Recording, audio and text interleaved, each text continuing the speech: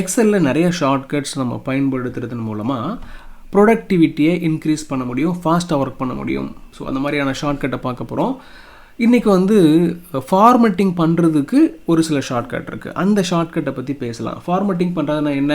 ஒரு டேட்டாவை செலக்ட் பண்ணி கலர் பண்ணுறது, அதோடைய அப்பியரன்ஸை மாற்றுறதுன்றதை நம்ம ஃபார்மட்டிங்னு சொல்லலாம் இல்லையா? இப்போ இந்த டேட்டாவில் இந்த காலம் மட்டும் செலக்ட் பண்ணி கண்ட்ரோல் பி அப்படின்னு கொடுக்கும் பொழுது அந்த கம்ப்ளீட் செலெக்ஷன் போல்டாக மாறுது.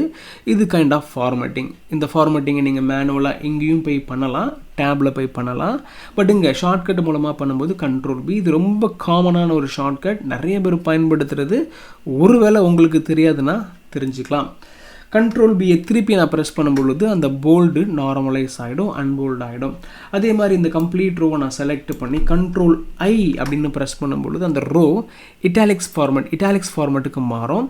இதுவும் கைண்ட் ஆஃப் ஃபார்மேட்டிங், உங்களோட டேட்டாவை ஹைலைட் பண்ணுறதுக்கு பயன்படுற ஃபார்மேட்டிங். கண்ட்ரோல் ஐ திருப்பி ப்ரெஸ் பண்ணும் பொழுது நார்மலைஸ் ஆகிடுச்சு. அதே மாதிரி இந்த டேட்டாவை நான் கம்ப்ளீட்டாக செலக்ட் பண்ணி கண்ட்ரோல் யூ அப்படின்னு ப்ரெஸ் பண்ணும் பொழுது அந்த டேட்டா அண்டர்லைன் அப்ளை பண்ணப்படும். இதுவும் கைண்ட் ஆஃப் ஃபார்மட்டிங் தான். உங்கள் டேட்டாவை ஃபார்மட் பண்ணுறதுல நிறைய மெத்தட் இருக்குது. இப்போ நம்ம பார்த்த இந்த 3 சின்ன ஷார்ட்கட்டுமே கைண்ட் ஆஃப் ஃபார்மட்டிங். ஷார்ட்கட் மூலமாக நீங்கள் இந்த ஃபார்மட்டிங் பண்ணுறதுக்கு இந்த 3 ஷார்ட்கட்டையும் அடிக்கடி பயன்படுத்தலாம். ரொம்ப ஈஸியான ஷார்ட்கட்ஸ். கண்ட்ரோல் யூ திருப்பி நான் ப்ரெஸ் பண்ணும் பொழுது அண்டர்லைன் நார்மலைஸ் ஆகிடுச்சு. அதே மாதிரியே ஒரு சில டேட்டாவை நீங்கள் என்ன பண்ணுவீங்க, நல்லா அழகாக இருக்குது இந்த டேட்டா, பட் இந்த லைன் மட்டும் தப்பாக இருக்குது அப்படின்றத காமிக்கணும்னு ஃபீல் பண்ணுவீங்க. டெலீட் பண்ணணுன்றது இல்லை, டெலீட் பண்ண வேண்டாம், ஆனால் தப்பாகவே காமிக்கணும் அப்படின்னா கண்ட்ரோல் பர்சன்டேஜ்ன்ற ஷார்ட்கட்டை நீங்கள் யூஸ் பண்ணும் பொழுது உங்கள் டேட்டா ஸ்ட்ரைக் த்ரூ பண்ண மாதிரி ஒரு அப்பியரன்ஸ்லையே வரும். இந்த டேட்டாவை டெலீட் பண்ணிட்டு போயிடலாம், ஆனால் டெலீட் பண்ணலை நம்ம, இருந்தாலும் அந்த இடத்துல தப்புன்றதை காமிச்சு அப்படியே ப்ரொஜெக்ட் பண்ணுறதுக்கு இந்த ஸ்ட்ரைக் த்ரூ அப்படின்ற கான்செப்டை ஒரு ஷார்ட்கட்டை நீங்கள் யூஸ் பண்ணலாம்.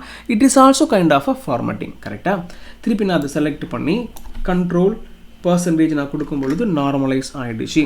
இதுக்கு அடுத்தது பார்த்திங்க அப்படின்னா ஃபார்மட்டிங்லேயே கரன்சி ஃபார்மட்டிங் ஒன்று இருக்குது. ஃபார் எக்ஸாம்பிள் இந்த இடத்துல ஆல்ரெடி ஒரு கரன்சி ஃபார்மட் செட் ஆகிடுச்சு இல்லையா? நான் என்ன பண்ணுறேன், இந்த இடத்துல கிளிக் பண்ணி கண்ட்ரோல் ஷிஃப்ட்டு $சைனை ப்ரெஸ் பண்ணும்பொழுது $சைன் என்னுடைய டேட்டாவில் நம்பர் ஃபார்மட்டிங்காக வந்துச்சு. ஒருவேளை இந்த மாதிரி நம்பர் ஃபார்மட்டிங் இன்னும் ஃபர்தராக கஸ்டமைஸ் பண்ணணும் அப்படின்னா இதை கிளிக் பண்ணிவிட்டு நம்பர் ஃபார்மட்டை நீங்கள் கிளிக் பண்ணி என்ன பண்ணலாம், உங்களுடைய கரன்சி ஃபார்மட்டை ஃபர்தராக நீங்கள் ட்ரில் டவுன் பண்ணி மாற்றலாம். பட் இப்போதைக்கு பேசிக்காக ஒரு ஃபார்மட்டை அப்ளை பண்ணுறதை மட்டும் நான் சொல்லியிருக்கேன். திருப்பி அந்த இடத்துல நான் செலக்ட் பண்ணி அந்த ஃபார்மட்டை போக வைக்கணும் அப்படின்னா நான் கண்ட்ரோல் ஷிஃப்ட்டு யூஸ் பண்ணி பார்க்குறேன்.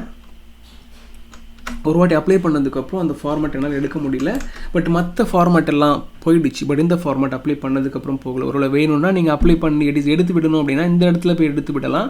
ரைட் கிளிக் பண்ணி ஃபார்மேட்டை டெலீட் பண்ணலான்ற அடுத்த ஒர்க்கை நீங்கள் பண்ணலாம். இது ஒரு kind of formatting. Okay, currency format apply பண்ணணும் அப்படின்னா சம்டைம் பர்சன்டேஜ் ஃபார்மேட்டை நீங்கள் அப்ளை பண்ண வேண்டியது இருக்கும். ஃபார் எக்ஸாம்பிள் நான் இந்த இடத்துல என்னுடைய கர்சரை கிளிக் பண்ணி 15 அப்படின்னு நான் கீ பண்ணுறேன். இதை நான் வந்து கிளிக் பண்ணிவிட்டு கண்ட்ரோல் ஷிஃப்ட் பர்சன்டேஜ்னு கொடுத்தேன் அப்படின்னா 1500% காமிக்குது.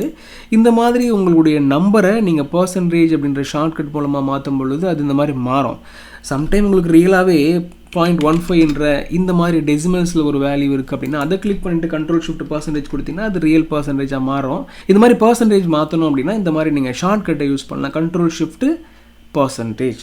ஓகே, இதுக்கப்புறம் நம்ம ஒரு இன்ட்ரெஸ்டிங்கான ஷார்ட்கட் பார்க்க போகிறோம். அது வந்து பார்த்திங்கன்னா இது எல்லா ஷார்ட்கட்டையுமே உள்ளடக்கி ஒரு முக்கியமான ஆப்ஷன்னு சொல்லலாம். இந்த இடத்துல கிளிக் பண்ணிவிட்டு கண்ட்ரோல் 1 அப்படின்னு நீங்கள் கொடுத்தீங்கன்னா உங்களோட கீபோர்டில் கண்ட்ரோல் 1 கொடுக்கும்போது என்ன நடக்கும் அப்படின்னா கம்ப்ளீட்டாக உங்களுடைய எல்லா ஃபார்மேட்டிங்கையும் நீங்கள் வந்து அதை யூஸ் பண்ணிக்கிற மாதிரியான ஒரு பிளேஸுக்கு உங்களை கொண்டு போகும். பார்த்தீங்கன்னா அந்த இடத்துல எல்லா ஃபார்மேட்டையுமே நீங்கள் இந்த இடத்துல கண்ட்ரோல் பண்ணிக்கணும். நம்பர் ரிலேட்டடான formatting, alignment, font, border, fill, protection, இந்த மாதிரி எல்லா ஃபார்மேட்டிங்கையுமே கண்ட்ரோல் பண்ணுற கம்ப்ளீட் ஆப்ஷன் இங்கே இருக்குது. அது எங்கே இருக்குது, கண்ட்ரோல் 1ன்ற ஷார்ட்கட்டில் இருக்குது. கண்ட்ரோல் 1ன்ற ஷார்ட்கட் வந்து எல்லாத்தையுமே பண்ணுறதுக்கு பயன்படும் நான் சொன்னேன் இல்லையா? ஸோ அதில் எல்லாத்தையும் நீங்கள் ஃபார்மேட் பண்ணிக்க முடியும், நீங்கள் புரிஞ்சுக்கணும். இந்த இடத்துல பார்த்தீங்கன்னா நீங்கள் உள்ளே போயிட்டு என்ன வேணுமோ அதை கிளிக் பண்ணி ஃபார்மேட் பண்ணும்பொழுது உங்களுக்கு தேவையான ஃபார்மேட்டிங்கை நீங்கள் பண்ணிக்கலாம். புரியும் நம்புறேன். ஒரு 4-5 ஷார்ட்கட், இன்ட்ரெஸ்டிங்கான ஷார்ட்கட்டை நான் சொல்லியிருக்கேன். எல்லாமே ஃபார்மேட்டிங் பண்ணுறதுக்கான ஷார்ட்கட். அடுத்த கிளாஸில் டிஃப்ரெண்ட்டான ஷார்ட்கட்டை பற்றி பார்க்கலாம்.